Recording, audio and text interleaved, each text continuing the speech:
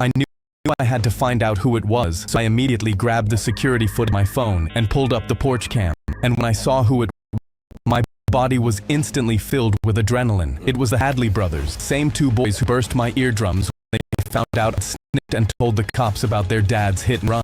They were both holding bolt cutters, and I had no idea what they were planning to do to me. I bolted up the stairs to my dad's construction office and dove under my dad's workbench, pressing my back against the wood. Through the gap between the bench legs, I saw both of them moving down the hallway with the bolt cutters. I had no idea what they were for, but that's when my phone buzzed with a text. "We're taking your hand so you can't use sign language and ask for help ever again." My whole body went cold because I felt like my life was over. The floor thudded once, twice, 3 times, and I could feel doors slamming somewhere on the other side of the house as they tore through every room looking for me. I didn't know what to do, but suddenly the house went completely silent. I knew they were being quiet on purpose, so I couldn't feel what they were doing next. But that's when I remembered I was literally in a room full of construction tools. There had to be something here that could help me. I scanned the table and went through the drawers as quietly as I could. That's when I found it. A sound horn that was loud enough to rupture an eardrum. I pulled the drawer open, and my hand closed around the handle just as the garage door swung wide. I put my hands behind my back as the Hadley brothers stepped inside with bolt cutters, smiling. They started snipping them to show me they were ready to cut my hands off. I pointed it straight at them and pressed the trigger all the way down. The pressure of the sound wave hit them point blank. Blood burst from both their ears at once, and they dropped to the concrete screaming, clawing at the sides of their heads. I couldn't hear any of it. They came to take the hands I used to communicate, and they left without their ears instead. My ball bounced off the fence and rolled to my feet, but my neighbor still came tearing out with a sewing needle. He marched up to me, picked up the ball, and looked me dead in the eye. "You damaged my property." He pushed the needle right through the autograph. The ball hissed flat in his hand. That was a Patrick Mahomes signed football my dad waited in line 4 hours for. He'd been doing this to every kid on the block for months, climbing fences, walking through gates, snatching balls right out of yards. I ran inside and through tears told my dad what happened. He didn't even look up. "Just stop throwing things in his yard if you don't want that to happen." But it didn't even go in his yard. Then what's the problem? Just like that, he dismissed me and told me to go to my room. I went upstairs, dropped onto my bed, and made up my mind. If nobody was gonna help me, I was gonna handle it myself. That night, I dragged the sprinkler into the middle of the yard and rigged it to a string. Next morning, I left a cheap ball sitting in the grass and hid in the bushes. He came stomping around the fence with the needle ready, and I yanked the string. He took the sprinkler full blast in the face. "My hearing aids, these are $800. He bolted back to his house, clutching both ears. I left another ball out an hour later, and he came stomping back even angrier. I'd hauled a bag of flour up to the treehouse, and the second he stepped under it, I dumped the whole thing. He stood there looking like a ghost, screaming about lawsuits and the FBI. He stormed back to his house, leaving a trail of flour across the grass. I left a third ball by the back gate. He came charging through at full speed and tripped over a hose I'd hidden under the leaves. He ate grass, and his glasses flew into the bushes. He pushed himself up, shaking. "I'm calling the cops! I'm calling your mother! I'm calling the HOA!" He limped toward home, and I knew if a single adult got involved, I was done. The doorbell rang 20 minutes later. 3 kids on my porch holding popped balls.